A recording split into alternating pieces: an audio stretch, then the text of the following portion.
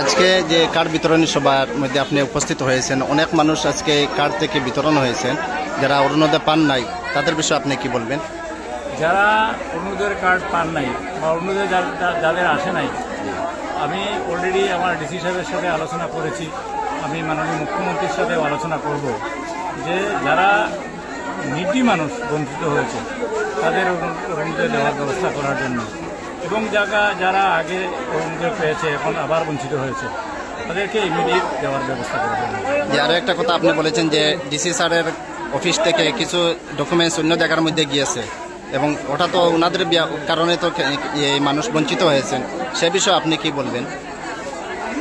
DC অফিসের না ব্লকের অফিস থেকে আমি জানি যে কয়েকটা বান্ডিল মানে মিসফাইল হয়েছে, কিছু চৈতন্যনগর ব্লকে গিয়েছে এবং সেখান থেকে কিছু এসেছে, যার জন্য অনেক এরিয়া একদম বঞ্চিত হয়ে গেছে। তো আমরা যে এরিয়া বঞ্চিত হয়েছে সেই এরিয়া পরিবর্তন পাওয়ার আমরা ব্যবস্থা করব। আজকে এই মেদল শরীফনগর জিপির মধ্যে আমাদের জানা মতো 100 থেকে 150 জন মানুষের অরুণোদয় পাচ্ছেন এবং এর থেকে অধিক 500 জনের মতো অধিক ক্যান্সেল হয়ে গেছে, তারা বঞ্চিত আছে অরুণোদয় থেকে। আমাদের এই মেদল শরীফনগর জিপির মাধ্যমে আপনি কি আশ্বাস দিবেন জনগণকে? পরবর্তীতে অন্তত সবচেয়ে কম মেদল শরীফনগর জিপিতে হয়েছে, সুতরাং এটা ফুলফিল করার জন্য আমি চেষ্টা করব। ঠিক আছে।